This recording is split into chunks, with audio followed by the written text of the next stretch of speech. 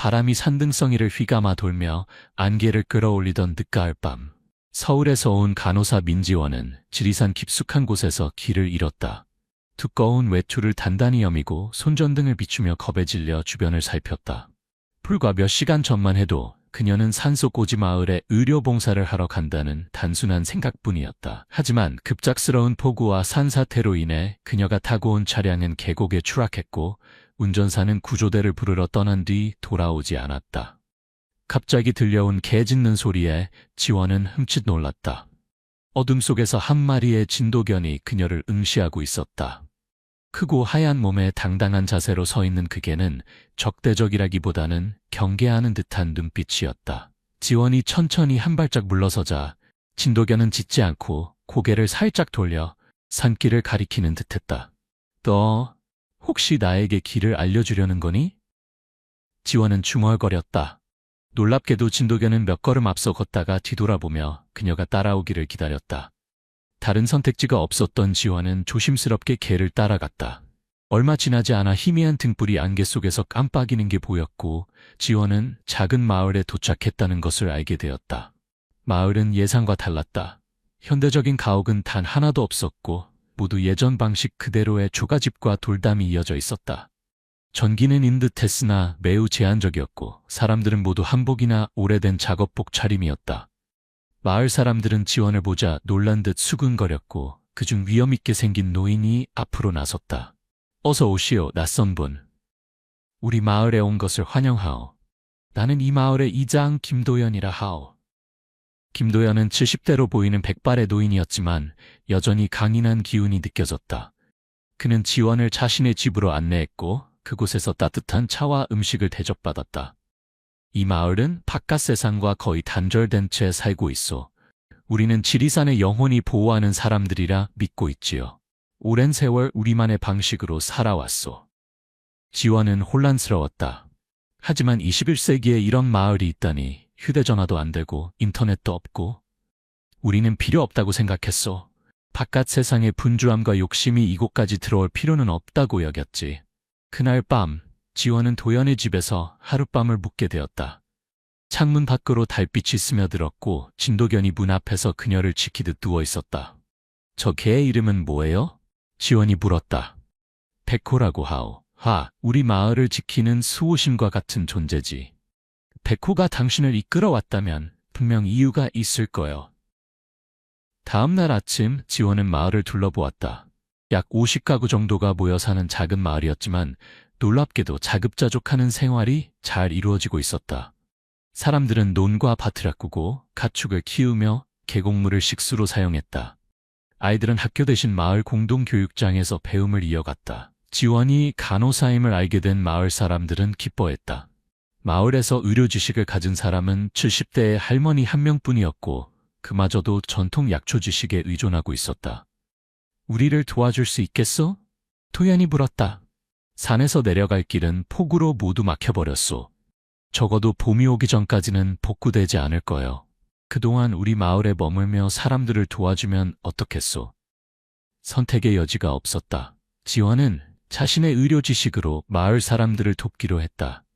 그녀는 가져온 의약품으로 응급처치소를 차렸고 아픈 사람들을 돌보기 시작했다. 처음에는 모든 것이 낯설고 불편했다. 현대적인 의료 장비 없이 기본적인 도구만으로 진료해야 했고 마을 사람들의 전통적인 관습과 미신을 이해하는 데 어려움을 겪었다. 하지만 백호가 항상 그녀 곁에 있어 위안이 되었다. 몇 주가 지나자 지원은 이 마을이 단순히 고립된 공동체가 아님을 깨닫기 시작했다. 마을 사람들 사이에는 미묘한 긴장감이 흐르고 있었다.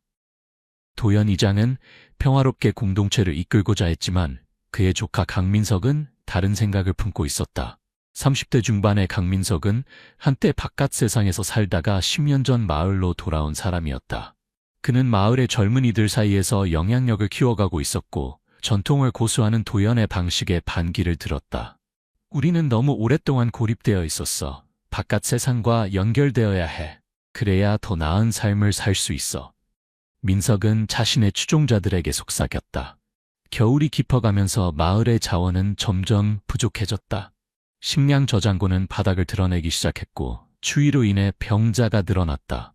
도연은 언제나처럼 모두가 균등하게 나누어 가질 것을 주장했지만 민석은 달랐다. 강한 자가 더 많은 몫을 가져야 해. 그래야 우리 마을이 살아남을 수 있어. 점차 마을은 두 파로 나뉘어갔다. 도연을 따르는 전통주의자들과 민석을 따르는 개혁파. 지원은 그 가운데서 중립을 지키려 했지만 의료인으로서 모든 사람을 동등하게 대해야 한다는 그녀의 신념은 민석파의 눈에 가시처럼 여겨졌다. 어느 날 밤 백호가 갑자기 요란하게 짖기 시작했다. 마을 사람들이 모여들자 식량 창고가 불타고 있었다. 마을 전체가 혼란에 빠졌고 민석은 이 기회를 놓치지 않았다. 보라, 이런 일이 일어난 것은 우리가 너무 오래 구시대적 방식을 고수했기 때문이다. 이제는 변화가 필요하다. 많은 사람들이 그의 말에 동조했다. 식량이 부족한 상황에서 생존 본능이 그들의 마음을 사로잡았다. 도연은 평화를 호소했지만 그의 목소리는 점점 약해졌다. 며칠 후 도연은 갑자기 쓰러졌다. 지원은 즉시 그를 돌보기 시작했다. 그의 상태는 심각했다. 장시간의 스트레스와 나이로 인한 심장 발작으로 보였다. 민지원, 도연은 약한 목소리로 속삭였다. 당신은 바깥에서 왔지만 이 마을의 영혼을 이해하는 사람이요. 백호가 당신을 선택한 이유가 있어. 민석, 그는 우리의 방식을 파괴하려 하오. 마을을 지켜주시오. 그날 밤 도연은 조용히 눈을 감았다. 마을 전체가 애도에 빠졌지만 민석의 눈에는 다른 감정이 깃들어 있었다. 장례식이 끝나자마자 그는 자신이 새로운 이장이 될 것임을 선언했다. 이제부터 마을은 새로운 방향으로 나아갈 것이다. 우리는 더 이상 고립되지 않을 것이다. 민석의 첫 번째 조치는 마을의 자원 분배 방식을 바꾸는 것이었다.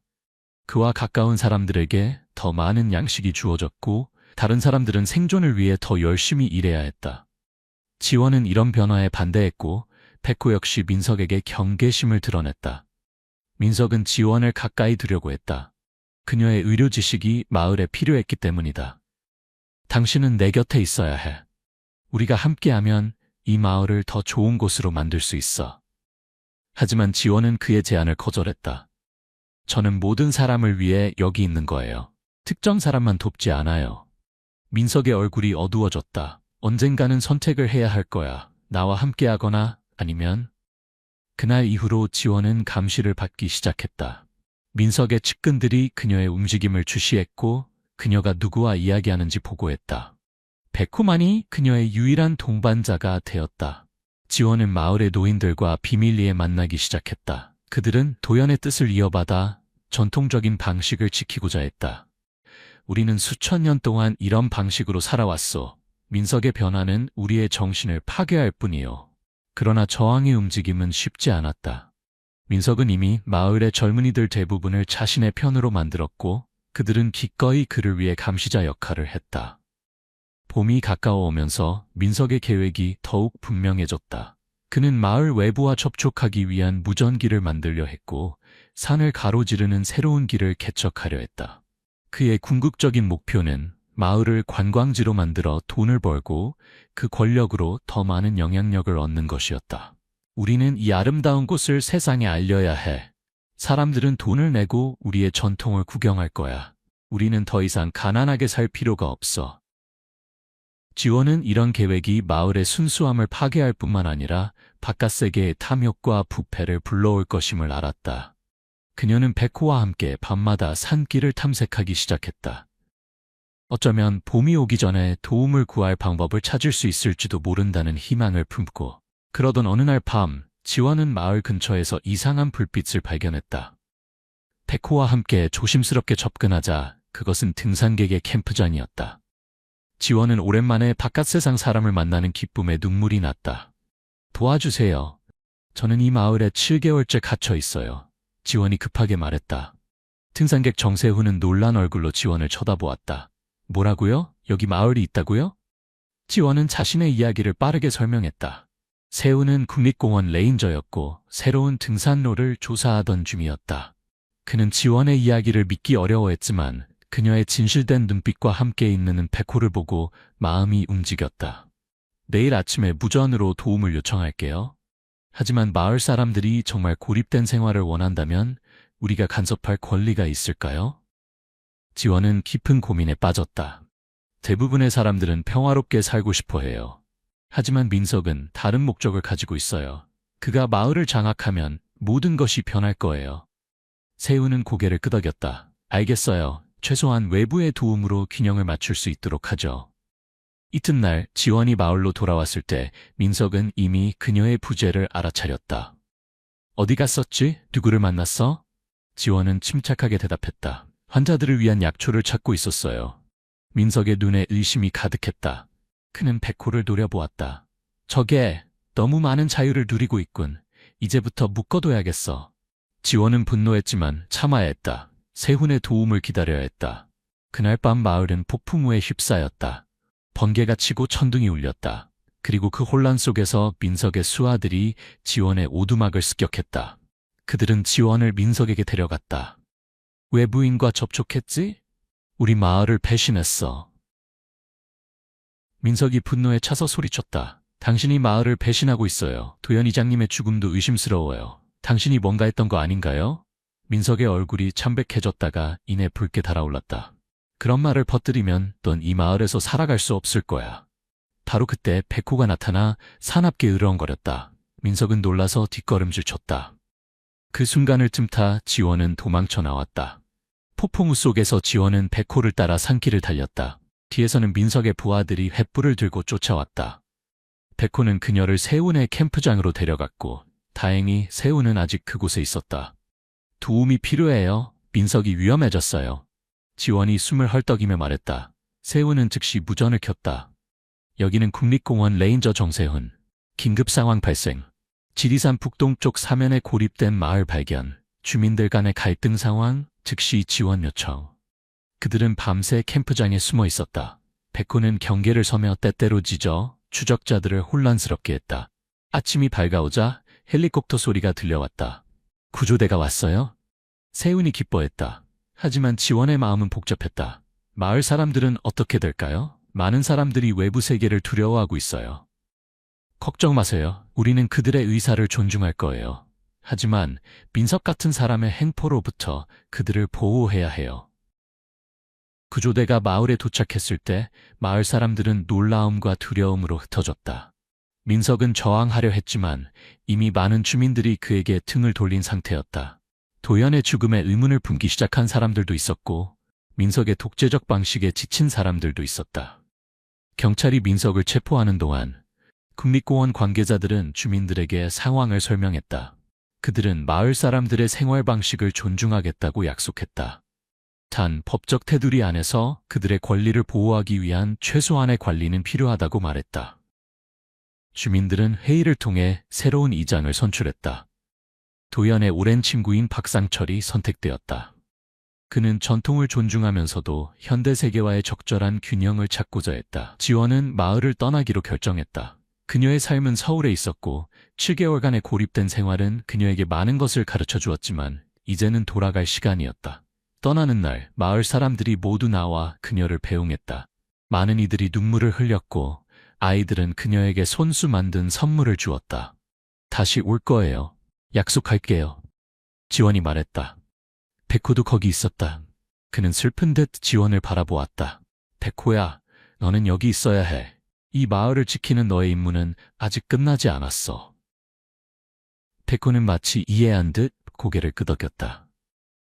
지원은 마지막으로 그의 목을 껴안고 작별 인사를 했다.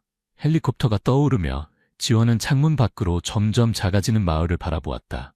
7개월 전 폭풍우 속에서 길을 잃고 발견한 이 신비로운 장소는 이제 그녀의 인생에서 지울 수 없는 기억이 되었다. 서울로 돌아온 후 지원은 자신의 경험을 책으로 썼다. 지리산의 비밀마을, 고립된 세계에서의 7개월이라는 제목의 이 책은 많은 사람들에게 감동을 주었다. 전통과 현대의 충돌, 공동체의 의미, 그리고 진정한 리더십에 대한 깊은 통찰을 담고 있었다. 1년 후 지원은 약속대로 마을을 다시 찾았다. 이번에는 자원봉사 의료팀과 함께였다. 마을은 조금씩 변화하고 있었다. 작은 진료소가 세워졌고 아이들은 기본적인 교육을 받기 시작했다. 하지만 그들은 여전히 자신들의 전통과 가치를 소중히 지키고 있었다. 백호는 그녀를 한눈에 알아보고 반갑게 달려왔다. 그의 충성심과 지혜는 변함없었다. 박상철 이자는 그녀를 환영했다. 당신 덕분에 우리는 새로운 균형을 찾았소. 바깥 세상과 완전히 단절된 채 살 필요도 없고, 그렇다고 우리의 정체성을 잃을 필요도 없다는 것을 깨달았소. 지원은 미소를 지었다. 제가 오히려 이 마을에서 많은 것을 배웠어요. 현대사회의 밥붕아 물질주의에서 벗어나 진정한 공동체의 의미를 느낄 수 있었으니까요. 그녀는 백호의 머리를 쓰다듬으며 생각했다. 때로는 길을 잃는 것이 새로운 길을 발견하는 시작일 수 있다고. 그리고 그 여정에서 만난 사람들과 경험들이 우리의 삶을 더욱 풍요롭게 만든다는 것을.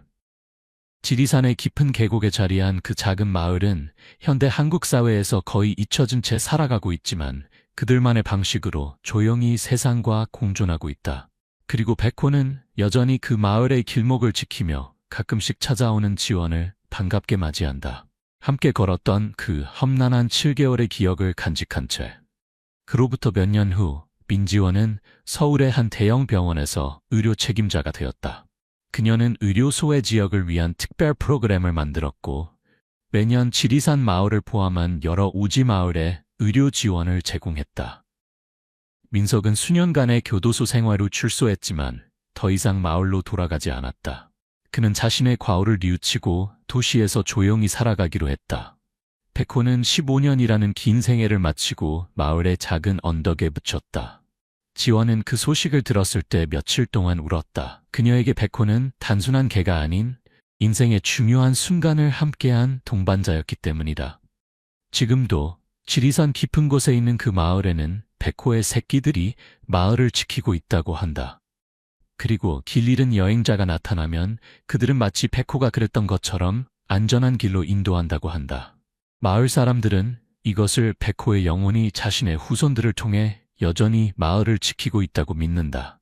마을은 이제 지리산 전통 생활 보존 마을이라는 공식 명칭을 얻었고 제한된 방문객들에게만 개방되었다. 그들은 자신들의 전통 생활 방식을 유지하면서도 현대 의학과 교육의 혜택을 받게 되었다. 박상철 이장의 현명한 리더십 아래 마을은 전통과 현대의 조화로운 균형을 이루었다. 지원은 매년 봄이 되면 그 마을을 찾았다. 그녀에게 그곳은 단순한 봉사장소가 아니라 인생의 중요한 교훈을 배운 제2의 고향과도 같았다.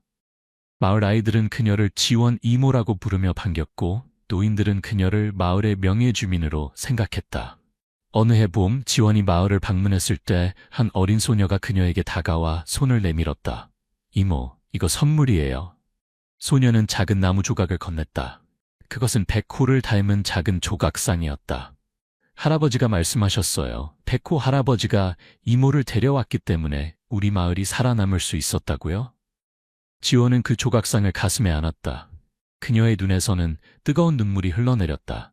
그것은 슬픔의 눈물이 아닌 깊은 감사와 사랑의 눈물이었다. 고마워, 정말 고마워. 그녀는 소녀를 안아주었다.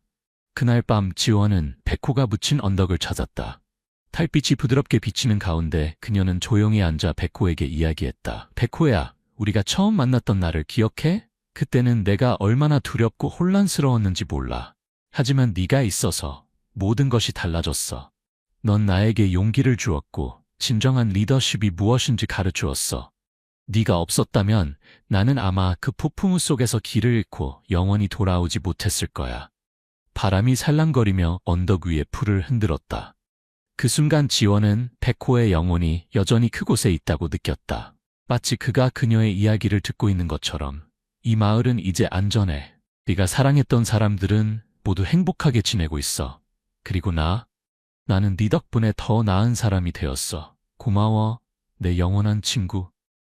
지원은 백호의 무덤 앞에 나무 조각상을 놓았다.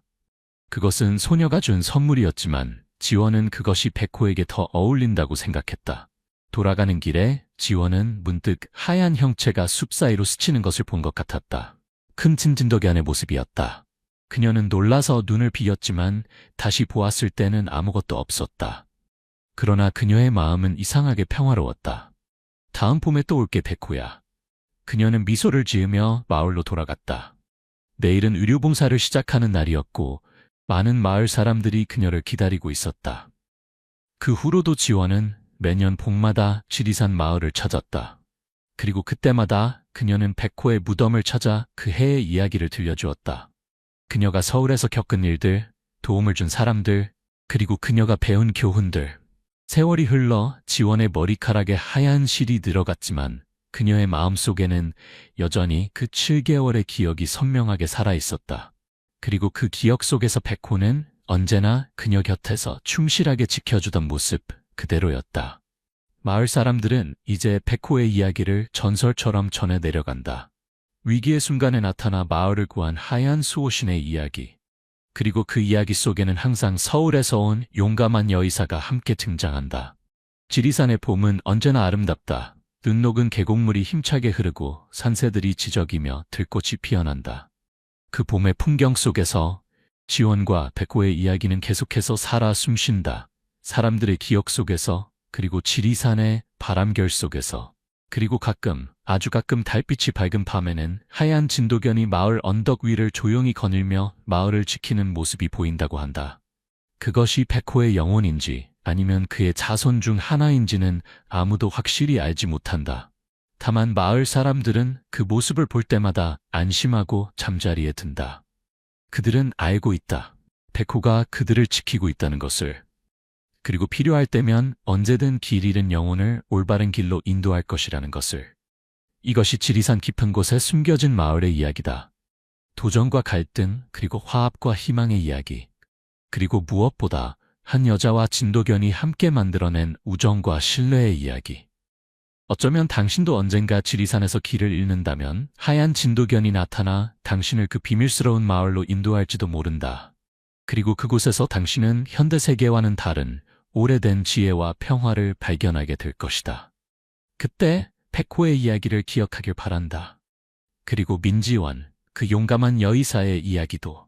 서울 외곽의 경매장은 사람들로 북적였다.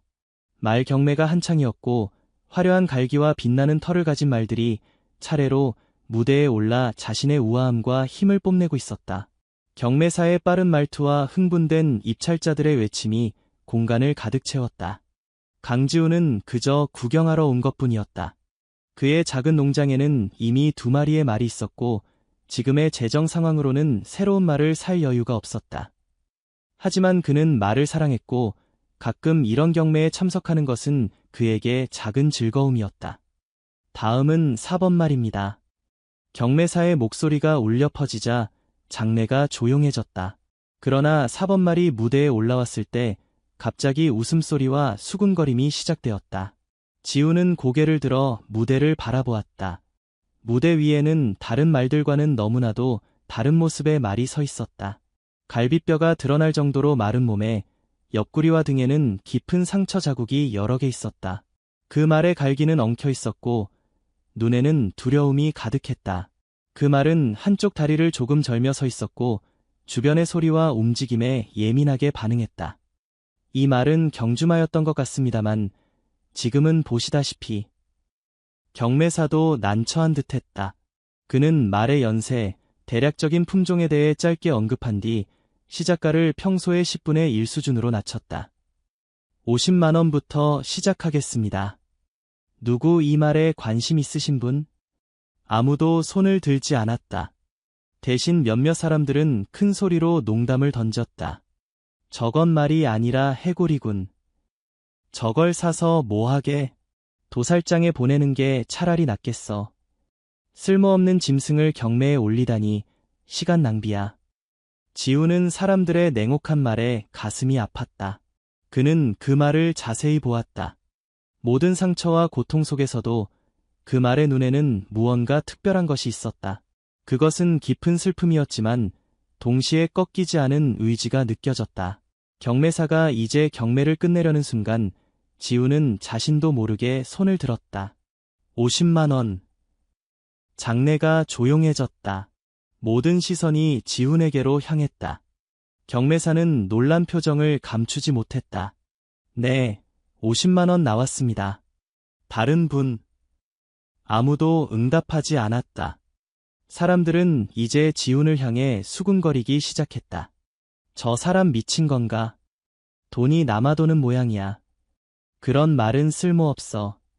경매사는 망치를 두드렸다. 50만 원에 낙찰되었습니다. 지우는 경매장 사무실에서 서류를 작성하고 결제를 마쳤다. 그가 마구간으로 가자 직원 한 명이 그를 따라왔다. 정말 이 말을 사시는 겁니까? 후회하실 텐데요. 지우는 미소를 지으며 대답했다. 후회하지 않을 겁니다. 말은 트레일러에 타기를 거부했다. 그것은 너무나 두려워했고 사람이 다가가는 것조차 허락하지 않았다. 지우는 서두르지 않았다. 그는 말 앞에 앉아 조용히 기다렸다. 괜찮아. 내가 너를 해치지 않을 거야. 약속할게. 1시간 가까이 지났을까? 말은 조금씩 경계를 풀기 시작했다. 지우는 천천히 다가가 말의 목을 쓰다듬었다. 말은 떨었지만 도망가지 않았다. 이제부터 너는 불사조야. 피닉스. 재에서 다시 태어난 새처럼 너도 새로운 삶을 시작할 거야. 마침내 피닉스는 트레일러에 올랐고 지우는 그를 자신의 작은 농장으로 데려왔다. 그곳은 서울에서 1시간 정도 떨어진 양평의 한적한 시골이었다. 지훈의 농장은 크지 않았지만 푸른 초원과 깨끗한 물, 따뜻한 마구간이 있었다. 지훈의 어머니 박영숙은 아들이 데려온 말을 보고 한숨을 쉬었다. 지훈아, 이번엔 또 무슨 일이니? 이 말은... 엄마, 이 말은 특별해요. 지금은 이렇게 보여도 곧 달라질 거예요. 지켜봐 주세요.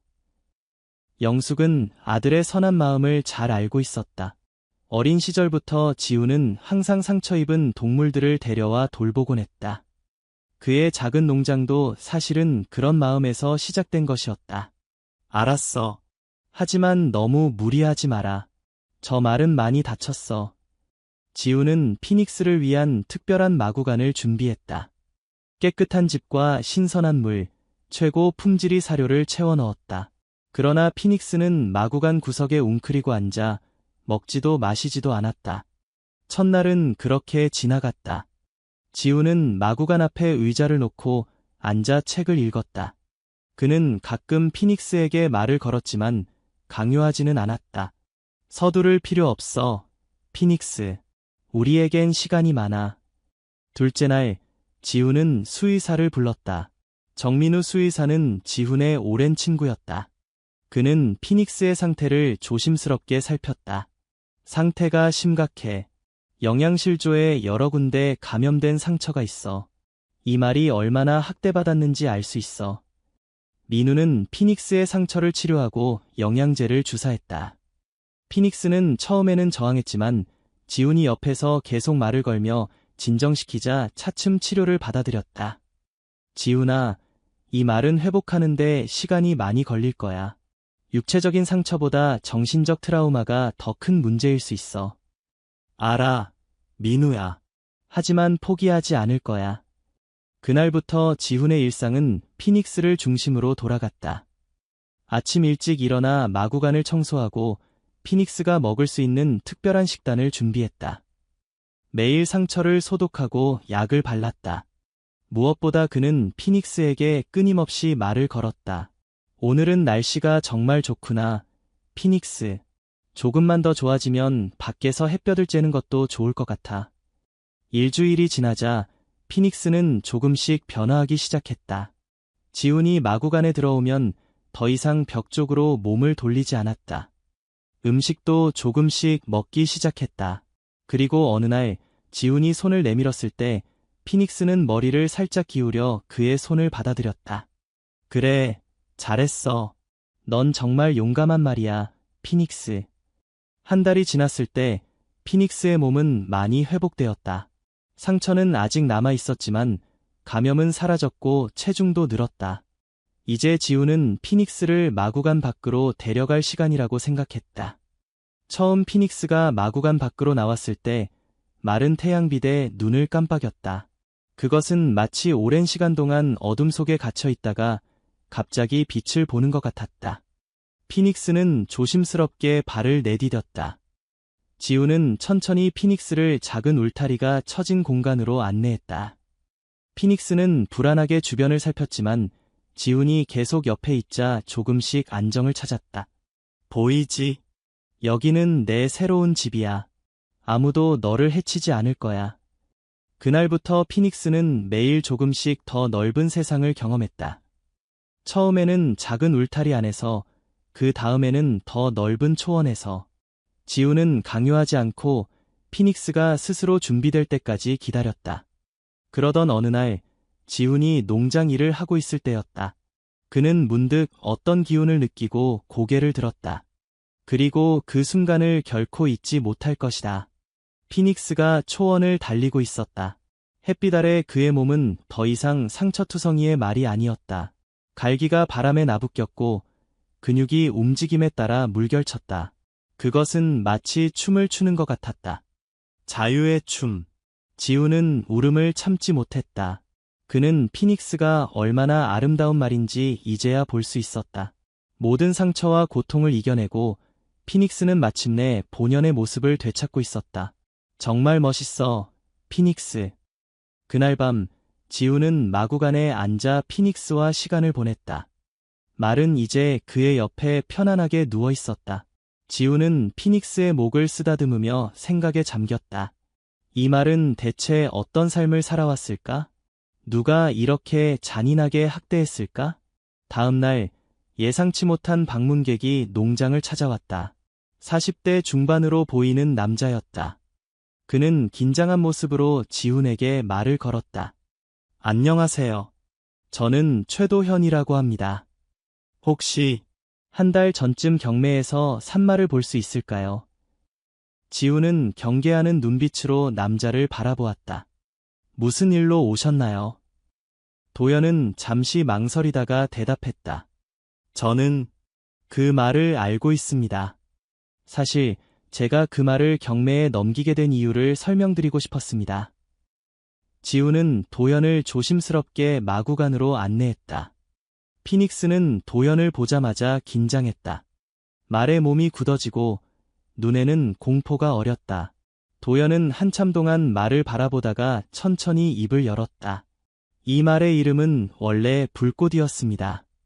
3년 전까지만 해도 최고의 지구력 경주마였죠. 지우는 놀라움을 감추지 못했다.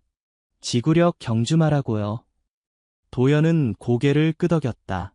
네, 100km 이상의 장거리를 달리는 경기에 참가했습니다. 제가 그 훈련팀에 있었습니다. 도연의 이야기에 따르면 불꽃은 놀라운 재능을 가진 말이었다. 어린 나이에 발굴되어 강도 높은 훈련을 받았고 여러 대회에서 우승했다. 하지만 소유주는 더 많은 우승을 원했고 훈련은 점점 더 가혹해졌다. 소유주는 결과만 원했고 방법은 상관하지 않았습니다. 불꽃은 한계를 넘어 훈련받았고 결국 부상을 입었습니다. 도연의 목소리는 떨렸다. 그는 자신도 그 과정의 일부였음을 인정했다. 그는 명령에 따랐고 불꽃이 고통받는 것을 보고도 침묵했다. 부상 후에 소유주는 불꽃에게 더 이상 관심이 없었습니다. 그저 처분하라고 했죠. 저는 최소한 도살장으로 보내지는 것만큼은 막고 싶었습니다. 그래서 경매에 내놓았어요. 지우는 도연의 이야기를 들으며 분노를 느꼈다. 어떻게 누군가 이렇게 아름다운 생명체를 도구처럼 사용하고 버릴 수 있을까? 그런데 어떻게 저를 찾으셨나요? 지훈이 물었다. 도연은 쓴웃음을 지었다. 경매장 직원에게 물어봤습니다. 처음에는 알려주지 않으려 했지만 제가 사정을 설명하자 결국 정보를 주더군요. 저는 사과하러 왔습니다. 그리고 가능하다면 도움을 드리고 싶습니다. 지우는 잠시 침묵했다. 그는 도연을 완전히 신뢰할 수 없었다. 하지만 그가 피닉스에 대해 아는 정보는 회복에 도움이 될 수 있었다. 어떤 도움을 주실 수 있죠? 제가 불꽃, 아니 피닉스라고 부르신다면 피닉스의 훈련과 습관, 좋아하는 것들을 알고 있습니다. 그리고 제가 지구력 경주에 대해 아는 것도 있고요. 피닉스의 재활에 도움이 될 수 있을 겁니다. 지우는 긴 고민 끝에 도연의 제안을 받아들였다. 하지만 한 가지 조건이 있었다. 피닉스가 당신을 원하지 않으면 즉시 떠나셔야 합니다. 피닉스의 의사를 존중할 겁니다. 도연은 동의했다. 그리고 그날부터 그는 정기적으로 농장을 방문했다. 처음에는 피닉스가 도연을 극도로 두려워했다. 하지만 도연은 인내심을 갖고 천천히 접근했다. 그는 지훈에게 피닉스의 과거와 습관에 대해 모든 것을 알려주었다. 피닉스는 사과를 좋아했어요. 훈련 후에는 항상 사과 한 개를 주곤 했죠. 지훈은 도연이 알려준 정보를 바탕으로 피닉스와의 신뢰를 더 깊게 쌓아갔다. 도연도 점차 피닉스에게 받아들여지기 시작했다. 말은 여전히 경계했지만 더 이상 공포에 떨지는 않았다. 한편 도연은 지훈에게 지구력 경주에 대해 가르쳐 주었다. 그것은 단순한 속도 경쟁이 아니라 말과 기수의 끈기와 전략, 서로에 대한 이해가 필요한 스포츠였다. 제대로 된 훈련과 존중이 있다면 이것은 말에게 고통이 아닌 기쁨이 될 수 있어요. 몇 개월이 지나자 피닉스는 완전히 다른 말로 변했다. 건강한 체중을 되찾았고 털은 윤기가 났다. 상처 자국은 여전히 있었지만 이제는 그의 아름다움을 가리지 못했다. 무엇보다 그의 눈에서 두려움이 사라지고 그 자리에 자신감이 차올랐다. 지훈과 도연은 피닉스와 함께 가벼운 훈련을 시작했다. 처음에는 그저 함께 걷는 것으로 시작해 조금씩 속도를 높여갔다. 피닉스는 훈련에 열정적으로 반응했다. 그것은 마치 자신의 목적을 다시 찾은 것 같았다. 훈련 중에 도연은 종종 눈물을 흘렸다. 내가 처음부터 이렇게 했어야 했는데. 미안해, 피닉스. 시간이 흐르면서 소문이 퍼졌다. 버려진 경주마가 놀랍게 회복되고 있다는 이야기가 마을 커뮤니티에 퍼졌다. 사람들이 가끔 농장을 방문해 피닉스를 보러 왔다. 처음에는 단순한 호기심이었지만 점차 존경과 감탄으로 바뀌었다. 그리고 어느 날 도연이 지훈에게 제안했다. 지구력 경주대회가 다음 달에 열립니다. 피닉스를 출전시켜 보는 건 어떨까요? 지훈은 망설였다. 피닉스가 준비가 되었을까요? 그리고 그런 환경이 트라우마를 다시 불러일으키지 않을까요? 도연은 진지하게 대답했다. 정말로 준비가 된 것 같아요. 그리고 이것은 그에게 과거를 극복할 기회일 수도 있습니다. 물론 우승을 위해서가 아니라 완주 자체가 목표가 되어야 합니다. 결국 그들은 피닉스와 함께 대회에 참가하기로 결정했다. 지훈이 기수가 되기로 했다. 그는 전문 기수는 아니었지만 피닉스와의 깊은 유대감이 있었다. 대회 당일 많은 사람들이 놀란 표정으로 피닉스를 바라보았다. 일부는 그를 알아보고 수근거렸다. 저거 불꽃 아냐? 박성진의 말이었던. 맞아, 부상 입고 사라졌다고 들었는데. 누가 저런 말을 다시 경기에 내보내? 피닉스의 이전 소유주 박성진도 그 자리에 있었다. 그는 비웃는 표정으로 지훈에게 다가왔다. 저 말로 대회에 나온다고? 시간 낭비하지 마라. 저 말은 이미 망가졌어. 지훈은 차분하게 대답했다. 피닉스는 망가지지 않았습니다. 그저 잘못된 사람을 만났을 뿐이죠. 경기가 시작되었다. 100km의 코스는 결코 쉽지 않았다. 초반에는 여러 말들이 빠르게 달려나갔다. 지훈은 서두르지 않고 피닉스가 자신의 페이스를 찾을 수 있게 했다. 천천히, 피닉스. 우리는 서두를 필요 없어. 경기는 진행되었고 중간 지점을 지나자 많은 말들이 지치기 시작했다. 하지만 피닉스는 마치 새로운 힘을 발견한 것처럼 달렸다. 그의 눈에는 불꽃이 타올랐다. 그것은 두려움이나 고통이 아닌 순수한 열정이었다. 마지막 10km에서 피닉스는 선두 그룹에 합류했다. 지훈은 피닉스의 상태를 계속 확인했다. 말은 힘들어 보였지만 포기하지 않았다. 할 수 있어, 피닉스. 하지만 무리하지 마. 우리의 목표는 완주야. 마지막 직선 코스에서 피닉스는 모든 힘을 다해 달렸다. 관중들은 환호성을 질렀다. 목표 지점을 통과했을 때 피닉스는 3등으로 경기를 마쳤다. 지훈은 말에서 내려 피닉스를 껴안았다. 정말 잘했어, 피닉스. 너는 최고야. 사람들이 몰려와 축하를 건넸다. 도연은 눈물을 흘리며 피닉스의 목을 쓰다듬었다. 심지어 박성진도 놀란 표정으로 다가왔다. 어떻게 이런 일이 가능하지? 지우는 미소를 지으며 대답했다. 사랑과 존중이 있으면 모든 것이 가능합니다. 그날 이후 피닉스의 이야기는 넓게 퍼졌다. 버려지고 잊혀진 말이 어떻게 다시 일어설 수 있었는지, 그 과정에서 한 남자의 인내와 사랑이 얼마나 중요했는지에 대한 이야기가 널리 알려졌다.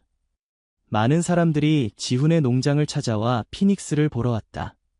그 중에는 상처 입은 말들을 데려온 사람들도 있었다. 그들은 지훈에게 도움을 청했고, 지훈은 기꺼이 그들을 도왔다. 도연도 변했다. 그는 이제 말 복지를 위한 단체에서 일하며 학대받는 말들을 구조하고 있었다. 그는 종종 지훈의 농장을 방문해 도움을 주었다. 지훈 씨가 아니었다면 저는 아직도 죄책감 속에 살고 있었을 거예요. 피닉스를 통해 저도 새 삶을 찾았습니다. 지훈의 작은 농장은 점차 피닉스 농장으로 알려지기 시작했다. 그곳은 단순한 말 농장이 아니라 상처받은 영혼들이 치유되는 공간이 되었다. 말뿐만 아니라 다른 동물들, 심지어 사람들까지도 그곳에서 위로를 받았다. 어느 가을날, 지훈은 피닉스와 함께 언덕 위에 서 있었다. 붉은 석양이 들판을 물들이고 있었다. 피닉스는 평화로운 눈빛으로 멀리를 바라보고 있었다. 그의 갈기는 바람에 나부꼈고 그 모습은 마치 자유 그 자체를 상징하는 것 같았다. 지훈은 피닉스의 목을 쓰다듬으며 생각에 잠겼다. 경매장에서 처음 만났을 때 그는 이 말이 이렇게 아름다운 존재가 될 것이라고는 상상하지 못했다. 상처와 두려움에 휩싸여 있던 그 말이 이제는 자신감과 평화로 가득 찬 존재가 되었다. 우리가 함께 걸어온 길이 참 길었구나, 피닉스. 말은 마치 이해한 듯 고개를 끄덕였다. 지훈은 미소를 지었다. 그들 사이에는 언어를 넘어선 이해가 있었다. 그날 밤, 지훈은 일기를 썼다. 피닉스를 처음 만났을 때 나는 그저 그를 구하고 싶었다. 하지만 지금 돌이켜보면 어쩌면 피닉스가 나를 구한 것인지도 모르겠다. 그가 내게 가르쳐준 것들 인내, 회복, 용서, 그리고 무엇보다 사랑, 이 내 삶을 변화시켰다. 피닉스처럼 우리 모두는 상처를 갖고 있다. 하지만 그 상처가 우리의 끝이 아니라 새로운 시작이 될 수 있다는 것을 그가 증명해 주었다. 시간은 계속 흘렀고 피닉스 농장은 점점 더 유명해졌다. 전국에서 사람들이 찾아왔고 심지어 해외에서도 방문객이 늘어났다. 지훈은 농장을 확장하여 더 많은 말들을 받아들였다. 각각의 말들은 저마다의 상처와 이야기를 갖고 있었지만 피닉스의 이야기는 언제나 특별했다. 도연은 정기적으로 농장을 방문하며 말들의 재활을 도왔다. 그는 과거의 잘못을 씻기 위해 끊임없이 노력했고 점차 자신을 용서하는 법을 배워갔다. 도연과 지훈은 깊은 우정을 쌓았고 함께 말 복지를 위한 캠페인을 시작했다. 피닉스가 아니었다면 나는 아직도 죄책감 속에 갇혀 있었을 거예요. 도연은 종종 말했다. 그가 나를 용서했다는 사실이 내게는 기적이에요. 박성진, 피닉스의 이전 소유주도 변했다. 처음에는 피닉스의 성공을 인정하기 싫어했지만 점차 자신의 잘못을 깨닫기 시작했다. 어느 날 그는 농장을 찾아와 지훈과 도현, 그리고 피닉스 앞에서 사과했다. 내가 얼마나 잘못된 생각을 했는지 이제야 알겠소. 말은 도구가 아니라 동반자라는 것을 너무 늦게 깨달았네요. 지훈은 용서의 손을 내밀었고 놀랍게도 피닉스도 성진에게 다가가 그의 손을 받아들였다. 그 순간 모든 상처가 치유되는 듯했다. 박성진은 그 후 자신의 말 사업 방식을 완전히 바꾸었다. 그는 말복지를 최우선으로 하는 훈련센터로 전환했고 지훈과 도연의 조언을 자주 구했다. 피닉스는 몇 번의 지구력 경주에 더 참가했지만 승리보다는 그 과정 자체를 즐기는 듯했다. 지훈은 피닉스가 경쟁에 대한 공포를 완전히 극복했다는 것을 알 수 있었다. 이제 달리는 것은 피닉스에게 고통이 아닌 기쁨이었다. 또한 피닉스는 특별한 재능을 보여주었다. 그는 상처 입은 다른 말들을 이해하고 안정시키는 능력이 있었다. 새로운 말이 농장에 왔을 때 피닉스는 항상 첫 번째로 다가가 친구가 되어 주었다. 그것은 마치 자신의 경험을 통해 다른 말들의 아픔을 이해하는 것 같았다. 피닉스는 말치료사야. 민우 수의사는 웃으며 말했다. 내가 할 수 없는 일을 그가 해내지. 어느 겨울날 눈이 소복하게 내린 아침이었다. 지우는 평소처럼 일찍 일어나 마구간으로 향했다. 그런데 피닉스의 마구간이 비어 있었다. 문은 닫혀 있었지만 말은 보이지 않았다. 지우는 즉시 농장을 살펴보기 시작했다. 눈 위에는 말발굽 자국이 선명했다. 그는 자국을 따라 언덕을 올라갔다. 그리고 그곳에서 피닉스를 발견했다. 마른 언덕 꼭대기에 서서 떠오르는 태양을 바라보고 있었다. 아침 햇살이 그의 몸을 황금빛으로 물들이고 있었다. 지우는 그 모습이 너무 아름다워 한동안 말을 걸지 못했다. 여기서 뭐하니, 피닉스? 지훈이 마침내 물었다. 피닉스는 지훈을 향해 몸을 돌렸다. 그의 눈에는 지훈이 한 번도 보지 못한 빛이 있었다. 그것은 완전한 평화, 완전한 자유의 빛이었다. 지훈은 갑자기 깨달았다. 피닉스는 더 이상 그의 도움이 필요하지 않았다. 모든 상처를 이겨내고 완전한 회복을 이룬 것이다. 지훈의 눈에 눈물이 고였다. 내가 여기까지 올 줄 몰랐어, 피닉스. 정말 자랑스럽다. 그날 이후 피닉스와 지훈의 관계는 미묘하게 변했다. 그것은 더 이상 구원자와 구원받은 자의 관계가 아니었다. 그들은 진정한 동반자가 되었다. 피닉스는 자유롭게 농장을 돌아다녔고 언제든 원할 때 지훈 곁으로 돌아왔다. 봄이 되자 지훈은 피닉스 농장에서 특별한 이벤트를 계획했다. 불사조의 날이라 이름 붙인 이 행사는 상처에서 회복된 모든 존재를 축하하는 날이었다. 농장의 모든 말들과 직원들, 그리고 수많은 방문객들이 함께했다. 행사의 하이라이트는 피닉스의 이야기를 담은 다큐멘터리 상영이었다. 지훈, 도현, 민우, 심지어 박성진까지 모두 인터뷰에 참여했다. 영상이 끝나자 모든 사람들이 일어나 박수를 쳤다. 지훈은 눈물을 닦으며 무대에 올랐다. 피닉스는 제게 매우 중요한 교훈을 가르쳐 주었습니다. 우리는 모두 깨지기 쉬운 존재이지만 동시에 믿을 수 없을 만큼 강합니다. 피닉스처럼 우리도 다시 일어설 수 있고 심지어 더 강해질 수 있습니다. 필요한 것은 단 하나, 누군가의 믿음입니다. 그의 말이 끝나자 피닉스가 무대 뒤에서 모습을 드러냈다. 지훈이 그를 인도한 것이 아니었다. 피닉스는 스스로 걸어 나왔고 지훈 옆에 자랑스럽게 섰다. 관중들은 놀라움과 감동의 탄성을 내뱉었다. 보시다시피 지훈이 미소를 지으며 말했다. 피닉스는 더 이상 망가진 말이 아닙니다. 그는 불사조입니다. 재에서 다시 태어난 존재입니다. 그날 밤 행사가 끝나고 모든 방문객들이 떠난 후 지훈은 피닉스와 함께 달빛 아래 초원을 거닐었다. 달빛은 피닉스의 갈기를 은빛으로 물들였고 그의 움직임은 마치 물 위를 걷는 것처럼 우아했다. 피닉스, 너는 내가 만난 가장 용감한 영혼이야. 지훈이 말했다. 내가 있어서 내 삶은 더 풍요로워졌어. 피닉스는 부드럽게 울음소리를 내며 지훈의 어깨에 머리를 기댔다. 그것은 말없는 감사의 표현이었다. 수년이 흘러 피닉스는 나이가 들었다. 그의 털에는 하얀 점들이 보이기 시작했고 걸음은 예전보다 느려졌다. 하지만 그의 눈에는 여전히 그 특별한 빛이 빛나고 있었다. 지훈도 나이가 들었다. 그의 머리카락은 희끗희끗해졌고 얼굴에는 주름이 늘었다. 하지만 그의 미소는 여전히 따뜻했고 눈빛은 예전처럼 친절했다. 어느 봄날 아침, 지훈은 평소처럼 마구간으로 향했다.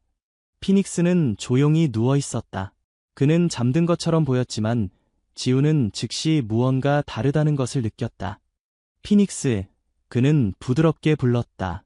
말은 움직이지 않았다. 지훈은 천천히 다가가 무릎을 꿇고 피닉스의 머리를 쓰다듬었다. 말의 몸은 아직 따뜻했지만 가슴에서는 더 이상 심장 소리가 들리지 않았다. 지우는 눈물을 참지 못했다. 그는 피닉스 옆에 앉아 한동안 울었다. 그리고 마침내 고개를 들었을 때 그는 창문을 통해 들어오는 햇살이 피닉스의 몸을 황금빛으로 물들이는 것을 보았다. 내가 떠나는 방식조차 아름답구나, 피닉스. 지우는 농장의 가장 높은 언덕에 피닉스를 묻었다. 그곳은 피닉스가 종종 서서 일출을 바라보던 곳이었다. 그는 간단한 비석을 세웠다. 여기 불사조가 잠들다. 그는 두려움에서 용기를, 상처에서 치유를, 절망에서 희망을 만들어냈다. 영원히 우리 가슴 속에 살 것이다. 소식이 퍼지자 전국 각지에서 사람들이 찾아와 피닉스에게 작별 인사를 했다. 지우는 그들의 이야기를 들었다. 피닉스의 이야기가 어떻게 그들의 삶에 영향을 미쳤는지, 어떻게 그들에게 용기를 주었는지에 대한 이야기였다. 도연은 며칠 동안 말을 잇지 못했다. 그는 피닉스의 묘 앞에 무릎을 꿇고 울었다. 너 덕분에 나는 새로운 삶을 찾았어, 피닉스. 내가 가르쳐준 용서의 의미를 절대 잊지 않을게. 박성진도 찾아왔다. 그는 무덤 앞에 꽃다발을 놓으며 말했다. 처음에는 너를 이해하지 못했다. 하지만 내가 보여준 용기에 감사해. 너는 많은 말들의 삶을 바꾸었어. 지우는 피닉스의 죽음 이후에도 농장을 계속 운영했다. 피닉스의 정신은 농장 곳곳에 살아있었고 매일 새로운 이야기들이 만들어지고 있었다. 그러던 어느 날, 한 작은 마차가 농장에 도착했다. 그 안에는 작은 망아지가 있었다. 갓 태어난 듯한 그 망아지는 마르고 약해 보였다. 하지만 그의 눈에는 강한 의지가 빛나고 있었다. 이 망아지의 어미는 분만 중에 죽었습니다. 마차를 몰고 온 남자가 설명했다. 어미는 경주마였는데 주인이 그녀를 제대로 돌보지 않았어요. 이 새끼마저 포기하려고 했지만 저는 당신의 농장에 대해 들었고 혹시 이 아이를 받아주실 수 있을까요? 지우는 망아지를 자세히 살폈다. 작고 약해 보였지만 그 눈빛은 어딘가 익숙했다. 의지와 생명력이 넘치는 눈빛. 물론이죠. 저희가 돌볼게요. 남자가 떠난 후 지우는 망아지를 피닉스의 옛 마구간으로 데려갔다. 그곳은 피닉스가 죽은 이후 비어 있었다. 지우는 깨끗한 짚을 깔고 따뜻한 우유를 준비했다. 망아지는 처음에는 두려워했지만 지훈의 부드러운 목소리와 손길에 점차 안정을 찾았다. 우유를 마시고 난 후 망아지는 지훈의 손을 핥았다. 넌 이제 안전해, 지훈이 말했다. 여기는 내 새로운 집이야. 망아지는 피닉스의 마구간에서 편안하게 잠들었다. 지훈은 그 모습을 지켜보며 미소 지었다. 피닉스, 내가 이 아이를 보내준 것 같아. 또 다른 불사조를 위해. 그날 밤, 지훈은 오랜만에 평화로운 잠을 잤다. 그의 꿈속에서 피닉스는 초원을 달리고 있었다. 자유롭고 행복하게. 그리고 이제 작은 망아지도 그와 함께 뛰고 있었다. 농장에는 새로운 이야기가 시작되고 있었다. 그리고 피닉스의 유산은 계속해서 이어질 것이다. 상처 입은 영혼들이 다시 일어서는 이야기, 사랑과 인내의 힘을 보여주는 이야기, 불사조처럼 재에서 다시 태어나는 이야기가. 지우는 새 망아지에게 이름을 지어주었다. 새벽이라고. 동이 틀 무렵 태어났다고 해서. 새벽은 놀라운 속도로 성장했다. 처음에는 약하고 불안정했지만 지훈의 보살핌 아래 점차 튼튼하고 자신감 있는 말로 변해갔다. 그리고 놀랍게도 새벽은 피닉스의 색깔과 비슷했다. 갈색 털의 검은 갈기, 그리고 하얀 반점이 이마에 있었다. 농장을 방문하는 사람들은 종종 물었다. 새벽이 피닉스의 자손인가요? 지훈은 그저 미소를 지었다. 혈통으로는 아니지만 영혼으로는 그럴지도 모르죠. 세월이 흘러 지훈도 나이가 들어 농장 일을 하기 힘들어졌다. 그러나 그의 작은 농장은 이제 많은 봉사자들과 직원들로 가득 차 있었다. 모두 피닉스의 이야기에 감동받아 온 사람들이었다. 도연은 정기적으로 방문하며 말들의 훈련을 돕고 민우 수의사의 제자들은 말들의 건강을 책임졌다. 지훈이 90세가 되던 해 농장은 공식적으로 피닉스 재단으로 등록되었다. 그것은 말 복지와 구조, 재활을 위한 비영리 단체였다. 지우는 재단의 명예회장이 되었지만 실질적인 운영은 젊은 세대에게 맡겼다. 그리고 어느 봄날 아침, 지우는 자신의 방창문을 통해 언덕 위로 떠오르는 태양을 바라보았다. 그날따라 해가 유난히 밝게 빛나는 것 같았다. 그는 창문을 열고 깊게 숨을 들이마셨다. 피닉스, 나도 곧 너와 함께할 거야. 며칠 후, 지우는 평화롭게 잠든 채로 세상을 떠났다. 그의 마지막 소원에 따라 그는 피닉스 옆에 묻혔다. 두 비석이 나란히 서 있었다. 여기 불사조가 잠들다. 여기 불사조를 믿은 사람이 잠들다. 장례식 날 수백 명의 사람들이 참석했다. 그들 중 많은 이들은 지훈이나 피닉스를 직접 만난 적이 없었지만 그들의 이야기를 통해 삶의 의미를 찾은 사람들이었다. 새벽은 이제 늙은 말이 되었지만 여전히 강하고 우아했다. 그는 장례식 내내 비석 옆에 서 있었다. 마치 수호자처럼. 장례식이 끝나고 모든 사람들이 떠난 후 한 어린 소녀가 비석 앞에 남았다. 그녀는 꽃다발을 놓으며 조용히 말했다. 감사합니다. 지훈 할아버지, 피닉스 할아버지. 당신들의 이야기가 저에게 용기를 주었어요. 저도 언젠가 누군가에게 그런 희망이 되고 싶어요. 소녀가 떠난 후 석양이 비석을 붉게 물들였다. 그리고 그날 밤 농장 사람들은 이상한 광경을 목격했다고 한다. 두 개의 빛나는 형체가 언덕 위로 솟아올라 밤하늘로 사라졌다는 것이다. 마치 불사조처럼 새로운 생명을 찾아 날아간 듯했다. 피닉스 농장의 이야기는 여기서 끝나지 않았다. 새로운 세대들이 그 정신을 이어받아 상처 입은 영혼들을 치유하고 새 삶을 선물하는 일을 계속했다. 그리고 그 모든 이야기의 시작에는 한 남자와 한 말이 있었다. 강지훈과 피닉스. 그들은 세상에 증명해 보였다. 사랑과 인내, 그리고 무조건적인 믿음이 있다면 어떠한 상처도 치유될 수 있다는 것을.